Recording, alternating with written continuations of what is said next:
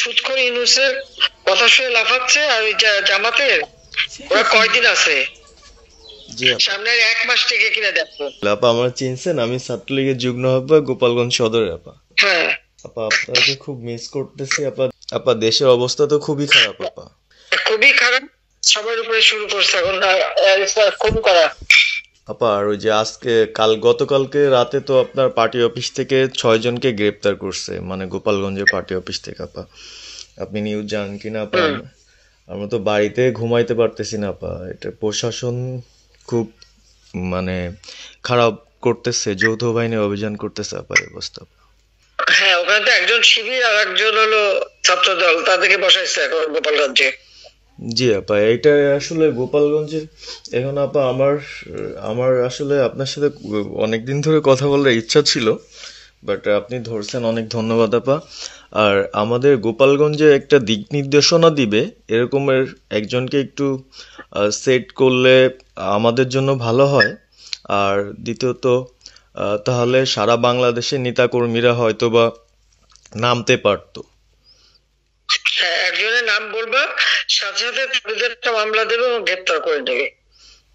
ও তাহলে তো ওইটা আসলে, তাহলে তো সেটাও তো আসলে, তাহলে আমাদের কোন দিকে যে যাব আপা আসলে?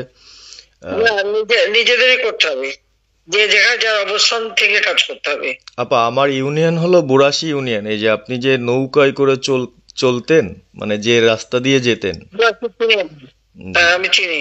জি আপা। তো যার যার এলাকা নিয়ে সে কাজ করতে হবে, আর সবাইকে সাবধান করতে হবে। আর ওই গোপালগঞ্জ যা বলছে, গোপালগঞ্জ যখন হাত দিচ্ছে, তো গোপালগঞ্জে যে হাত দেয় তার কিন্তু হাত পড়ে। জি আপা, জি আপা, জি জি গোপালগঞ্জে হাত দিলে এটা ভালো হবে না। জি আপা। আপা আপনি ভালো আছেন তো আপা? আমি ভালো আছি, আমি ঠিক আছে। আমি যে কথা বলছি সারা বাংলাদেশে, কারণ কালকেই প্রজ্ঞাপন দিছে। জি আপা। এনএসআই, র্যাব, ডিজিএফ সবাইকে রিপোর্ট, আইজিপি কে ডেকে ইউনূস বলে দিছে, মানে আওয়ামী লীগের সাবেক এমপি, বর্তমান এমপি, ভবিষ্যতে এমপি হতে পারে, জি আপা।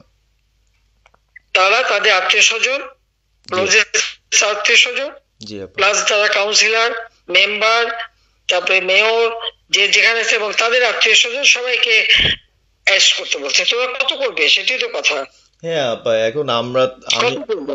আমি কালকে আমাদের ইউনিয়নের চেয়ারম্যান, আপনি চিনেন কি না জানি না, এম ননি আহমেদ ননি, উনার সঙ্গে একটা মিটিং করলাম, কথা হয়েছে অনেকক্ষণই।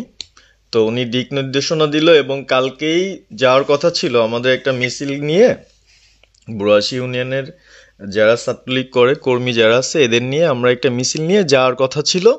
কিন্তু তার ভিতরই, মানে সন্ধ্যার পরে 7টায় প্রোগ্রামটা ছিল, তার ভিতরে নিউজ আসলো যে যৌথ বাহিনী অভিযান চলবে। তো আমরা গেলাম না, ওনারা যারা গেছিল যাওয়ার পরে আপনার অ্যারেস্ট করলো। আর ওই যে পিছন দিয়ে যে গেটটা আছে না আপা, ওই গেট দিয়ে হয়তোবা 4-5 জন ধরেন যে চলে গেছিল বাইরে, এই অবস্থা। আর আমাদের যারা আসলে আমরা দলকে ভালোবাসি, আপনাকে ভালোবাসি, সংগঠনটাকে সুন্দরভাবে সচ্ছল রাখার চেষ্টা করতেছি, এদের খুব ডিস্টার্ব করতেছে খুবই। আপনার যেদিন জন্মদিন ছিল ওই দিন আমরা আমাদের ছোট ভাইদের দিয়ে বঙ্গবন্ধু কলেজের ওদের দিয়ে আপনার অনুষ্ঠানটা ওরা করতেছিল, কেক কাটছিল, এর ভিতরে ওসি নিজে এসে ওদের কলার ধরলো। মানে খুব অ্যাক্টিভ যে 4-5 জন ছেলে আছে, হিমেল, তারপর বাপ্পি, রেয়াজ, সাকিব, তারপরে সাব্বির, এরা বঙ্গবন্ধু কলেজের আসলে আমি ব্যক্তিগতভাবে যতটুক না করতে পারতেছি ওরা ততটুক করতেছে।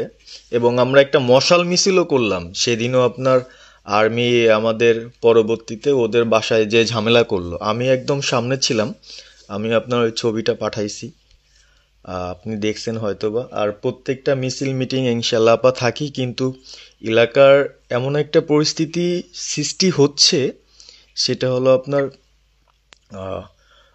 75 পরবর্তীতে যেভাবে মানুষজন ভয় পাচ্ছিল, সেই জিনিসটা আপা সবাই করতে চাচ্ছে, মানে জোর করে আসো আমাদের দলে যোগ দাও।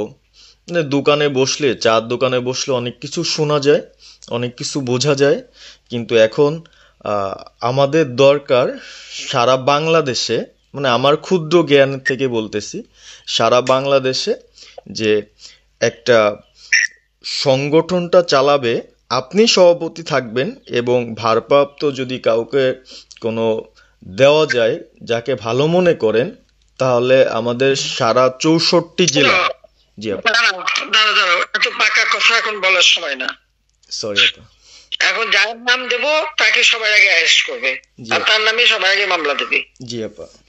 আপা আমাদের মাঝে মাঝে ওই যে প্রেস, মানে কালকে যে প্রেসটা দিচ্ছেন এটা আমি সুন্দর পড়ছি, অনেক ভালো লাগছে এবং আমি আমার ফেসবুকে ছাড়ছি।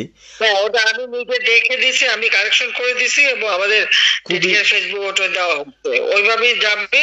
আর আমাদের আমরা কয়েকজন নেতা ঠিক করে দিছি, তারা বিভিন্ন ইস্যুতে একটা করে স্টেটমেন্ট দেবে। জি আপা। আমার অনেক, তুমি নাম দিতে বলো, হ্যাঁ শেখ সেলিমের নাম দিয়ে দাও, সে চালাক। না উনি কিভাবে, উনি তো মানে আমাদের কে চালাবে? আমাদের কে চালাবে? আপনি যারে বলবেন। আমি যারে বললে তো হবে না, তোমাদের এই যে বাস্তবতা বুঝতে চাও না কেন? জি আপা। এখনই যার নাম দেবা তখনই সে অ্যারেস্ট হবে। তাহলে আপনি, সাজার খান, জি হ্যাঁ সাজার খান নামছে, তাকে অ্যারেস্ট করছে। জি আপা। বসে বসে মানে কার কাছ থেকে কি পাকা কথা শুনবো বলে তো লাভ নাই। জি আপা। এদের নরমাল, আমাদের তো নরমাল রাজনীতি করতে দেবে না। জি আপা। ওই ওসি যে ওসিকে কলার ধরছে, ওসির নাম কি, ওসির বাড়ি কোথায়, সেটা খোঁজ করে বার করো, আমায় পাঠাও।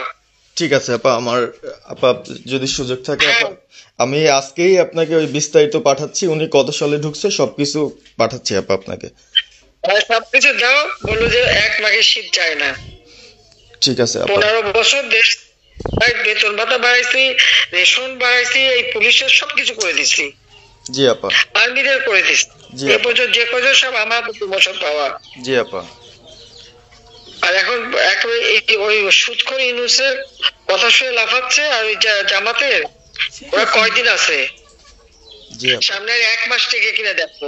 জি আপা। জি আপা, দোয়া করেন আপা। আর আমি আপনাকে 1 মাস থেকে কিনা দেখো, তখনই আপনারা যারা বেশি বাড়াবাড়ি করেন কোথায় যাবেন সেটা বুঝে নিয়েন। জি আর এই তালিকা সব করে রাখো আপা। আর যারা এই যে ঘর বাড়ি ভাঙা পোড়ানো তাদেরকেও হিসাবটা নাম রাখো, এবার যেন ভুল না হয়, পরে এর চাচা, ওর মামা, ওর শ্বশুর, ওর শাশুড়ি, এইগুলি যেন না হয় আপা। এবার গুইনে গুইনে গুইনে গুইনে হিসাব নেওয়া হবে। জি আপা। জি আপা। আমি গত 2001 কিচ্ছু বলিনি, আমি 2009 সরকার এসেও আমি ওসব কাউকে কিছু বলিনি, আমি দেশের উন্নয়ন করছি।